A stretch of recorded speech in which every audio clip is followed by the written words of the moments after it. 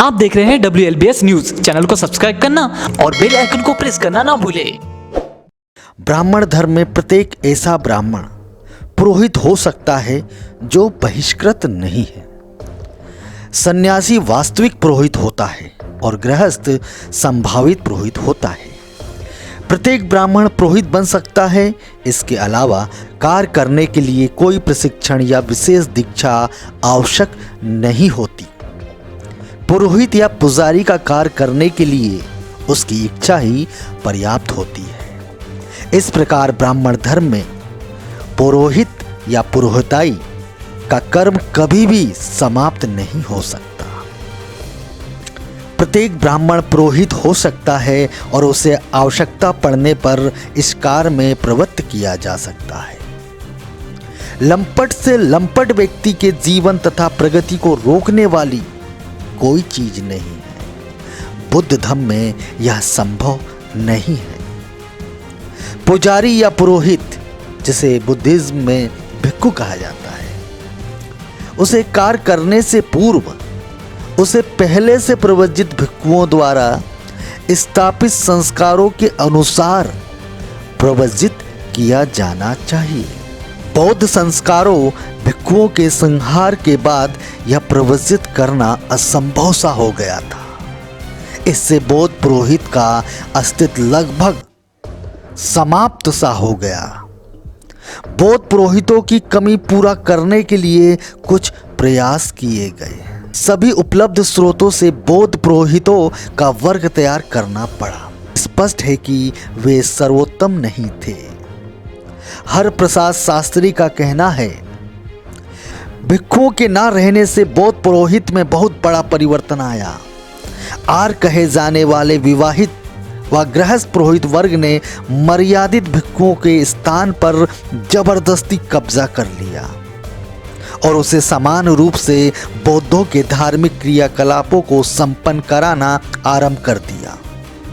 उन्हें कुछ अनुष्ठान करने के बाद समान भिक्षुओं की प्रतिष्ठा दी जाने लगी।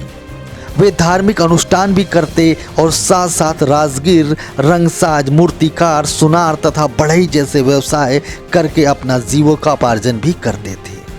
ये कारीगर व शिल्प पुरोहित, जिनकी संख्या बाद में मर्यादित भिक्षुओं की तुलना में काफी अधिक हो गई थी, लोगों के धार्मिक पथ प्रदर्शक हो गए।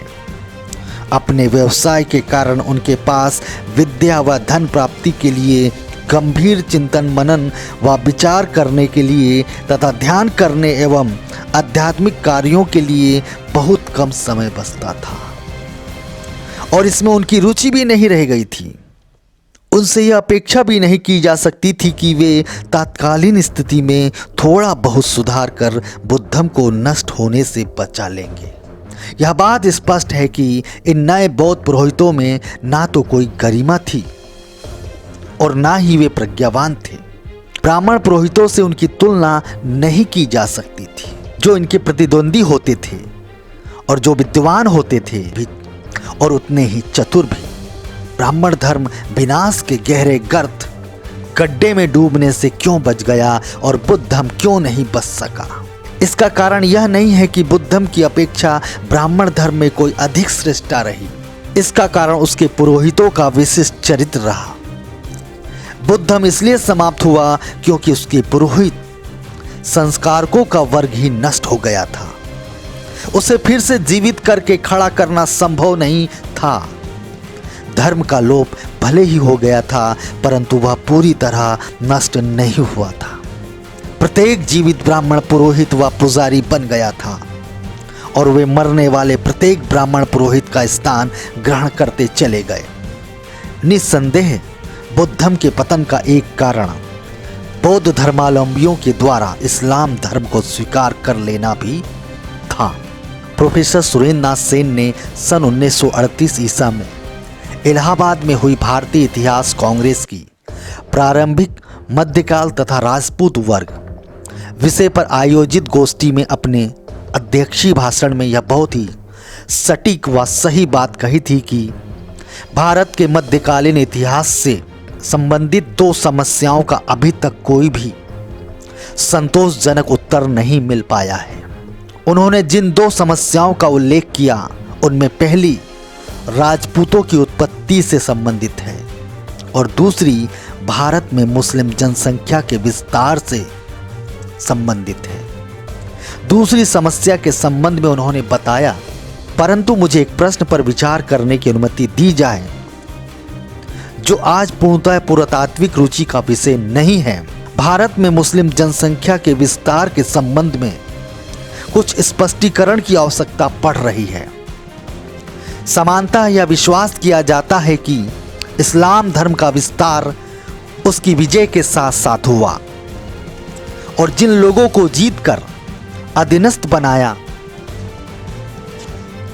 उनको मुसलमान शासकों का धर्म स्वीकार करने के लिए बाध्य किया गया। जब हम सीमांत प्रांत तथा पंजाब के मुसलमानों का आधिपत्य व प्रधानता देखते हैं तब हमारे इस विचार को बल मिलता है, परंतु इस सिद्धांत के आधार पर पूर्वी बंगाल में मुसलमानों के भारी बहुमत की बात बिल्कुल भी समझ नहीं आती। इस बात की संभावना हो सकती है कि कुषाण के समय में उत्तर पश्चिम सीमांत प्रांत में तुर्क लोग बस गए थे और उनका इस्लाम को आसानी से स्वीकार करना नौ विजेताओं के साथ उनके नस्ली संबंधों का कारण बताया जा सकता है। परंतु पूर्वी बंगाल के मुसलमानों का तुर्कों तथा अफगानों के साथ निश्चित रूप से कोई नस्ली संबंध नहीं है और उस क्षेत्र के हिंदुओं ने इस्लाम धर्म को किन्हीं अन्य कारणों से स्वीकार किया होगा। ये अन्य कारण क्या हो सकते हैं? प्रोफेसर सेन ने इन कारणों का विस्तार से उल्लेख किया है। मुस्लिम इतिहासकारों के ग्रंथों में भी मिलते हैं। वह सिंध का उदाहरण पेश करते हैं। इसके लिए प्रत्यक्ष प्रमाण उपलब्ध है। नामा नामक ग्रंथ के अनुसार सिंध के बौद्धों ने अपने ब्राह्मण शासकों के अधीन सभी प्रकार के अपमान तथा निरादर सहे और जब अरबों ने उनके देश पर आक्रमण कर दिया तो बौद्धों ने उनकी पूरे दिल से सहायता की। बाद में जब दाहिर का वध कर दिया गया और उसके देश में मुस्लिम शासन की दृढ़ता से स्थापना हो गई तो बौद्धों को यह देखकर अत्यंत निराशा हुई कि उनके अधिकारों, विशेषाधिकारों तथा सुविधाओं के प्रश्नों पर अरब उनके लिए यथास्थिति में कोई परिवर्तन करने के लिए तैयार नहीं है और यहाँ तक कि नई व्यवस्था में भी हिंदुओं के साथ उत्तम व्यवहार किया जा रहा है। इस कठिनाई से छुटकारा पाने का एकमात्र तरीका इस्लाम धर्म को स्वीकार करना ही था, क्योंकि धर्म परिवर्तन करने वाले लोग शासक वर्ग के लिए आरक्षित सभी विशेषाधिकारों और विशेष सुविधाओं के हकदार हो जाते थे। इस तरह सिंध के बौद्ध बहुत बड़ी संख्या में मुसलमान हो गए। इसके पश्चात प्रोफेसर सेन एक और महत्वपूर्ण बात कहते हैं, यह एक अप्रत्याशित घटना नहीं हो सकती कि पंजाब, कश्मीर, बिहार शरीफ के आसपास के जिले और उत्तर पूर्वी बंगाल मुसलमानों से पहले शक्तिशाली बौद्ध केंद्र थे। वहां पर अब मुसलमानों की प्रधानता व बहुतायत है। यह कहना भी ठीक नहीं होगा कि हिंदुओं की अपेक्षा बौद्धों ने राजनीतिक प्रलोभनों के सामने आसानी से समर्पण कर दिया और उन्होंने धर्म परिवर्तन अपनी राजनीतिक प्रतिष्ठा व स्थिति में सुधार की संभावना के कारण ही किया था।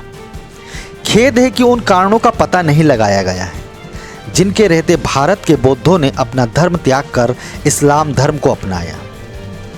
इसलिए यह कहना उचित नहीं है कि ब्राह्मण राजाओं का अत्याचार इसके लिए कहां तक उत्तरदायी था, परंतु ऐसे संकेतों की भी कमी नहीं है कि मुख्य कारण यही था। हमारे पास ऐसे दो राजाओं के तो निश्चित प्रमाण है जो बौद्ध धर्मावलंबियों का जमकर उत्पीड़न करते थे। उनमें पहला नाम मिहिर कुल का है। वह हूण था। हूणों ने भारत पर 455 ईसा के लगभग आक्रमण करके उत्तरी भारत में अपनी राज्य स्थापना की थी। उन्होंने पंजाब में शाकल आधुनिक सलाइकोट को अपनी राजधानी बनाया था। मिहिर कुल ने 528 ईसा के लगभग शासन किया। विसेंट स्मिथ महोदय का कहना है, समस्त भारतीय परंपराएं मिहिर कुल को एक रक्त पिपासु, क्रूर व अत्याचारी शासक के रूप में चित्रित करती है। भारत के आताताई के रूप में इतिहासकारों ने हूणों के स्वभाव की इस विशेषता का उल्लेख किया है कि वे अत्यंत क्रूर स्वभाव के थे। मिहिर कुल ने शांतिपूर्ण बौद्ध धर्म के विरुद्ध क्रूर शत्रुता दर्शाई। उसने स्तूपों तथा बुद्ध विहारों को निष्ठुरता से नेस्तनाबूद कर दिया, नष्ट कर दिया और वहां की सारी संपत्ति लूट लिया। दूसरा पूर्वी भारत का राजा शशांक था। उसने 7वीं शताब्दी के प्रथम दशक के लगभग शासन किया। उसे हर्ष ने युद्ध में पराजित कर दिया था। विसेंट स्मिथ महोदय का कहना है, शशांक को हर्ष के भाई का विश्वासघाती हत्यारा बताया गया है। वह संभवतः गुप्त वंश का वंशज था। वह शिव का उपासक था और बुद्ध धर्म से घृणा करता था। उसने बुद्ध धर्म का उन्मूलन करने का हर संभव प्रयास किया। एक जनश्रुति के अनुसार उसने बोध गया में पवित्र बोध वृक्ष को जड़ से खुदवाकर उसे जलवा दिया था, जिस पर अशोक की अत्यधिक भक्ति व श्रद्धा थी। उसने पाटलिपुत्र में स्थित उस पत्थर बुद्धपाद को भी तोड़ दिया जिस पर बुद्ध के पदचिन्ह अंकित थे। उसने बुद्ध विहारों व स्तूपों को नष्ट कर दिया, भिक्षुओं को तितर बितर कर दिया। उसने उनका पीछा नेपाल की तराइयों तक किया। 7वीं शताब्दी भारत में धार्मिक जुल्म की शताब्दी प्रतीत होती है। स्मिथ महोदय का कहना है कि 7वीं शताब्दी में दक्षिण भारत में इस बुद्ध धर्म जैसे ही एक दूसरे धर्म जैन धर्म को भी नष्ट करने की भयंकर कोशिश की गई। मुस्लिम आक्रमण काल आते आते हमें सिंध का उदाहरण मिलता है, जहां पर बौद्धों के साथ हुए जुल्म सितम ही निस्संदेह बुद्ध पतन के कारण बने। वह जुल्म मुसलमानों के आक्रमण तक भी जारी रहा। इसका अनुमान इस तथ्य से भी लगाया जा सकता है कि उत्तरी भारत में राजा या तो ब्राह्मण थे या राजपूत। ये दोनों ही बुद्ध धर्म के विरोधी थे। जैनियों पर 12वीं शताब्दी में भी अत्याचार हुए। इतिहास इसके साक्ष्यों से भरा पड़ा है।